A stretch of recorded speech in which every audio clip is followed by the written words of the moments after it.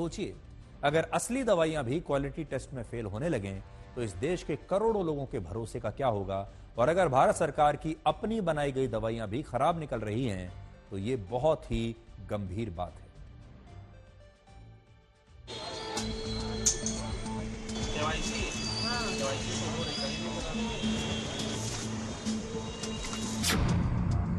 हम इस वक्त यूपी की राजधानी लखनऊ में हैं और मेडिकल स्टोर्स में एक रियलिटी चेक करने जा रहे हैं, समझने जा रहे हैं कि क्या ये दवाइयां इन मेडिकल स्टोर्स में अवेलेबल हैं और जो कस्टमर्स हैं वो इस पूरी जांच के बाद क्या सोचते हैं। विटामिन सी है, D3 की टैबलेट्स हैं, विटामिन बी है, विटामिन सी है, एंटी एसिड पैंडी है, ये सब बहुत बिकने वाली दवाइयां होंगी। पैरासीटामोल का नाम इसमें होना कितना शॉकिंग है? पैरासीटामोल तो ये कह सकते हैं कि नॉर्मली उसके अलावा बुखार के लिए कोई है नहीं, लेकिन फिर भी आदमी की मजबूरी खाना है। Vitamin C, D3, vitamin B complex, ये सल्फा जेल, पैंडी, पैरासीटामोल, जी पैंडी भी इसमें है, पैरासीटामोल है। ये तो मुझे पैरासीटामोल पैंडी तो लोग खाते हैं, बहुत ज्यादा यूज करते हैं। ये भी लोग ले जाते हैं, बहुत ज्यादा यूज करते हैं लोग, हम भी ले जाते हैं। आपको मेडिकल स्टोर चला रहे हैं, आप खुद भी आधे डॉक्टर कहे जाते हैं मेडिकल स्टोर वाले, कितना बड़ा नुकसान मान रहे हैं अगर मिलावटी दवा पेशेंट ले रहा है? मुश्किल है सर, ऐसा हो नहीं सकता। अगर ले रहा है तो नुकसान क्या सर, पोटेंसी कम हो सकती है और क्या हो सकता है इसमें। कंप्यूटर के लेवल पर क्या गुणवत्ता के साथ कुछ अदला बदली हो सकती है कि जो है वो कंपनी से मांग के डिस्ट्रीब्यूटर में जो भी हो रहा है ऊपर से होगा? हाँ, जहाँ मैन्युफैक्चरिंग होती है वही लोग जिम्मेदार हैं इसके। भाई आपको तो जो बना के देंगे वही आप बेचेंगे ना। सही हो गलत तो ऊपर ही से ऊपर ही हैंडल चेक करना चाहिए वहाँ पर। और ऐसे मूवमेंट में जब आपको पता चले कि जो दवाइयाँ आप ले रहे हैं वही सरकारी एजेंसी की गुणवत्ता टेस्ट में फेल हो गई हैं, हाँ जी, तो एक आम आदमी के तौर पर आप तो उसका ऑप्शन फिर देखना पड़ेगा ना। हाँ, बिल्कुल झटका लगता है कि हम स्वास्थ्य के लिए ले रहे हैं वही हमारे लिए हानिकारक है। ये बीकासूल है, बी कॉम्प्लेक्स ही कही जाती है, और यहाँ पर जो है ये D3 है, इसका भी नाम उस लिस्ट में लिखा हुआ है जो लिस्ट आई है। और सबसे बड़ी बात है ये पैरासीटामोल की IP टैबलेट्स, ये जो है ये भी उस लिस्ट में है। पैरासीटामोल एक ऐसी कॉमन दवा है जो फीवर आने पर हम लोग विदाउट एनी प्रेस्क्रिप्शन लेकर के ओवर द काउंटर खाते हैं, तो वो बहुत ज़्यादा शॉकिंग थी। पैरासीटामोल, विटामिन D और बी कॉम्प्लेक्स, ये सब कॉमन दवाएं हैं जो हम लोग खाते ही रहते हैं आए दिन, तो वो देख करके काफ़ी इनके नाम लिस्ट में इट वॉज क्वाइट शॉकिंग। आपके पास ग्राहक आता है या पेशेंट आता है, वो आपके सामने डॉक्टर का पर्चा रखता है कि पैरासीटामोल लिखी है, या ऐसे ही आता है पैरासीटामोल दे दो? अब तो बिना पर्चे के ज्यादातर आ रहे हैं। अब तो जितने हर मेडिकल स्टोर से भी उनका सबको सैंपल लेना चाहिए कि इस समय कहाँ से इतना आ रहा है ये। और मेन यहाँ तो नहीं, रिटेल से नहीं, रिटेल को तो भैया क्या पता, लेकिन होलसेल में बहुत धांधली चल रही है। होलसेल में बहुत धांधली चल रही है। और कैसे इसको पहचाना जाए कोई दवा असली है या फिर वाकई उसमें कोई गड़बड़ी हो सकती है? हम मौजूद हैं दिल्ली के RML अस्पताल के पीछे, जितने मेडिकल शॉप्स हैं वहाँ पर आसपास हम मौजूद हैं। कुछ पैंडी हैं, कुछ शुगर की दवाइयाँ हैं। तो उसमें सर कंपनी का फ़र्क होता है। जो सैंपल फेल हुआ है वो किसी लोकल कंपनी का है, कोई ब्रांडेड मैन्युफैक्चरिंग नहीं है, उसका वो फेल हुआ है। ऐसा नहीं है कि सब कंपनियों का फेल हुआ है। जब आपको मालूम पड़े कि जिन दवाओं का इस्तेमाल आप राहत के लिए कर रहे हैं कि बीमारी ठीक हो जाए, वो नकली मौजूद हैं, तो कैसा आपको लगेगा? सर डेफिनेटली हम फेथ पे खाते हैं कोई चीज़ें ना, डॉक्टर बोलते हैं, प्रिस्क्रिप्शन में देते हैं, तो हम लोग चीज़ें यूज़ करते हैं, है ना। बट जब ये चीज़ें, इन चीज़ों में भी मिलावट आएगी तो डेफिनेटली कहीं ना कहीं होता है जो मतलब ओवरऑल कहीं भी ट्रस्ट है ही नहीं फिर तो। पैरासीटामोल के बारे में बताइए कि आपके यहाँ कितनी बिक्री होती है? पैरासीटामोल के लिए कितने सारे कस्टमर्स आते हैं? पैरासीटामोल दिन में कम से कम 20 से 25 पत्ते निकल जाते हैं। अगर पैरासीटामोल की सप्लाई रुकती है तो क्या मेडिकल इंडस्ट्री में, फार्मेसी इंडस्ट्री में खास तौर पे, क्या कोई सब्स्टिट्यूट है पैरासीटामोल का जो इतने सारे लोग रोज रोज ले रहे हैं पैरासीटामोल? पैरासीटामोल का बेसिकली कोई सब्स्टिट्यूट नहीं है, उसका एक वे अलग से एक आता है मेफ्टल फोर्ट, वो सिर्फ फीवर में काम करता है, हाई फीवर में। पैरासीटामोल का बेसिकली कोई पूछा जाए तो एक्चुअल में कोई सब्स्टिट्यूट नहीं है। 53 दवाओं का जो क्वालिटी टेस्ट किया गया था वो क्वालिटी में फेल हो गई हैं। कैसे देखते हैं सर इसको, क्या होना चाहिए इस पे? क्वालिटी में अगर फेल हो गया है तो नहीं व्यवहार करना चाहिए। क्वालिटी में अगर गुणवत्ता नहीं है दवा में तो बीमारी तो ठीक होगा नहीं, और जब बीमारी ठीक होगा नहीं तो काहे के लिए खर्च करेगा इस पर? अच्छा गुणवत्ता वाला दवा जो है मरीज को लेना चाहिए। सरकार को क्या कदम उठाने चाहिए? वैसे दवा को बैन कर देना चाहिए। ऐसी दवाइयों के काफ़ी ज़्यादा साइड इफ़ेक्ट्स होते हैं क्योंकि उसमें या तो डोज सब थेरेपेटिक होती है, कम डोज होती है और वो ऐसे मेजर ऑर्गन्स को भी इफेक्ट कर सकती है। अगर उस तरह से देखें तो एंटीबायोटिक्स हैं तो उसमें ड्रग रेजिस्टेंस हो सकती है। इसका ये मतलब कि वो अगली बार वो काम ही नहीं करेगी।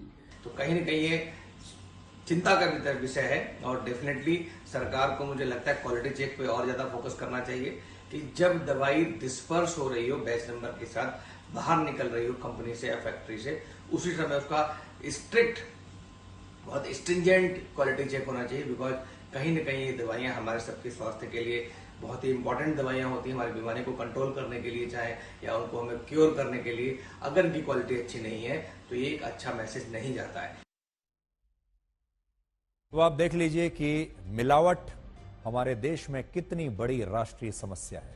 लेकिन आप हैरान हो जाएंगे ये जानकर कि मिलावट को लेकर ना तो हमारे देश के लोगों में कोई जागरूकता है और ना ही हमारे देश के जो बड़े बड़े नेता हैं, बड़ी बड़ी पॉलिटिकल पार्टियां हैं, वो कभी इसे लेकर कोई बड़ा मुद्दा बनाती हैं। वो जातियों को तो मुद्दा बनाती हैं, बाकी तमाम चीजों को लेकर मुद्दा बनाती हैं, लेकिन मिलावट को लेकर आज तक किसी पार्टी ने इस पर ना तो जोर डाला है, ना ही इसे एक बड़ा मुद्दा बनाया है, ना ही कभी किसी पार्टी ने यह कहा है कि अगर हमारी सरकार आ गई तो हम मिलावट को बंद कर देंगे। और पूरे देश में अगर आप कहीं भी जाएंगे, चाहे आप खाने पीने का सामान ले लीजिए, अब चाहे आप दवाइयां ले लीजिए, हर जगह आपको मिलावट और बेईमानी देखने को मिलेगी। अब आप सोचिए, जो बड़े बड़े शहर हैं वहां जो पढ़े लिखे लोग रहते हैं उन्हें तो फिर भी थोड़ी बहुत जानकारी है, वो दवाइयों को देख सकते हैं, समझ सकते हैं, चेक कर सकते हैं। लेकिन बड़ी संख्या में हमारे देश के जो गांव में लोग रहते हैं, छोटे कस्बों में लोग रहते हैं, छोटे शहरों में लोग रहते हैं, जो बहुत पढ़े लिखे नहीं हैं, जागरूक नहीं हैं, जो आंख बंद करके डॉक्टर से दवाई लिखवा लेते हैं, जो सिर्फ केमिस्ट के कहने पर ही दवाई ले लेते हैं, उन्हें तो कभी पता ही नहीं चलेगा कि वो वर्षों से सब स्टैंडर्ड दवाई खाते आ रहे हैं, वर्षों से मिलावटी दवाइयां खाते आ रहे हैं, अपने शरीर को कोसते होंगे कि उनके शरीर में कोई बहुत बड़ी बीमारी हो गई है, कि उनकी डायबिटीज ठीक होने का नाम नहीं ले रही, शुगर लेवल नीचे नहीं आ रहा, ब्लड प्रेशर, दवाइयां खा रहे हैं हाई ब्लड प्रेशर की, लेकिन ब्लड प्रेशर नीचे नहीं आ रहा। डॉक्टर कह रहा है कि बार बार आप अपनी डोज बढ़ा दीजिए, पहले एक बार लेते थे, अब दिन में 2 बार लीजिए। आपका बुखार है, आप बुखार की दवाई लेकर आए हैं, लेकिन बुखार उतरने का नाम नहीं ले रहा। और यह सब कुछ सिर्फ लालच की वजह से हो रहा है, क्योंकि आपके स्वास्थ्य से खिलवाड़ करके इस देश में कुछ लोग ऐसे हैं जो पैसा बनाना चाहते हैं, जो अमीर होना चाहते हैं, जो आपके स्वास्थ्य से खिलवाड़ करके सिर्फ अपनी जेबें भर रहे हैं और उन्हें रोकने वाला कोई नहीं है। और ये सारे वो लोग हैं जो सिस्टम में भी इस कदर तक घुस चुके हैं कि इनका शायद कोई कुछ बिगाड़ भी नहीं पाएगा। अब मैं आपको एक और बहुत सनसनीखेज जानकारी देने वाला हूं, क्योंकि अब आपको यह बताएंगे कि जिन बड़ी बड़ी दवाई बनाने वाली कंपनियों की असली दवाइयां क्वालिटी टेस्ट में फेल हुई हैं, उनमें से किस कंपनी ने किस राजनीतिक पार्टी को कितने करोड़ के चुनावी बॉन्ड्स का चंदा दिया था। क्या यही कारण तो नहीं है कि इन पर रोक लगाने वाला कोई नहीं और ये खुलेआम लोगों के साथ धोखा कर रही हैं और अपनी जेबें भर रही हैं। हमारे देश के लोग दवाइयां खरीद खरीद कर गरीब होते जा रहे हैं। कितने लोग तो ऐसे हैं जो पैसा उधार लेकर अपने परिवार के किसी सदस्य का इलाज कराते हैं। कितने परिवार ऐसे हैं जिन्हें बीमारियों ने बर्बाद कर दिया। लेकिन जो पैसा हमारे देश के लोग उधार लेकर अपने इलाज पर खर्च कर रहे हैं, वो पैसा इन बड़ी बड़ी कंपनियों की जेब में जा रहा है।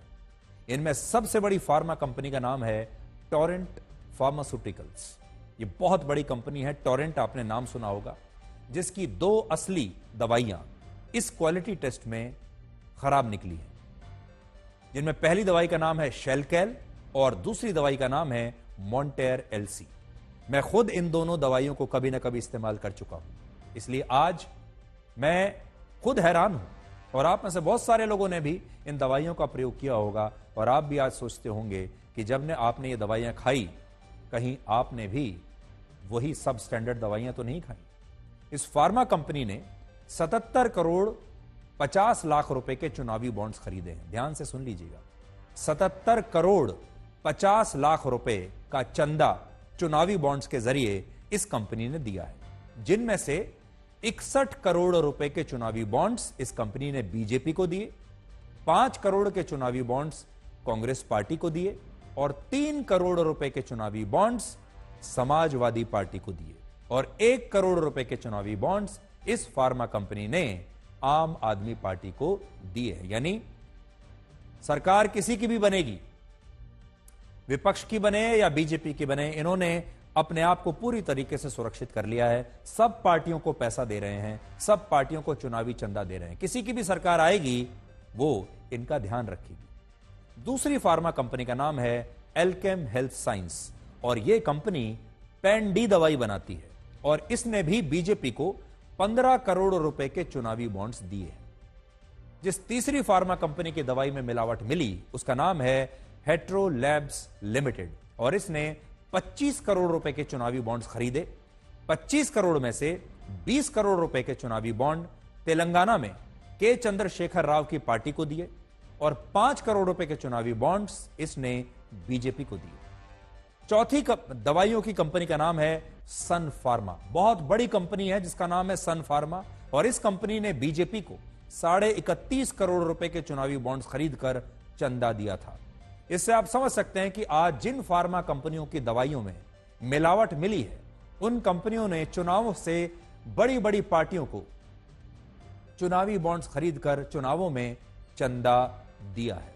हालांकि सन फार्मा और टोरेंट फार्मा कंपनी ने कहा है कि जिन दवाइयों में मिलावट मिली है वो दवाइयां नकली हैं और इन्हें इन कंपनियों ने नहीं बनाया है। यह स्पष्ट करना भी जरूरी है हमारे लिए, क्योंकि इन दो कंपनियों ने अपना स्पष्टीकरण दिया है और कहा है कि सैंपल में जो दवाइयां पकड़ी गई हैं, जांच में जो सैंपल्स पकड़े गए हैं वो दवाइयां इन्होंने बनाई ही नहीं है और कोई और ऐसी कंपनी है जो इनका नाम का ठप्पा लगाकर इनके नाम से नकली दवाइयां बेच रही है। ऐसा टोरेंट ने भी कहा है और सन फार्मा ने भी कहा है।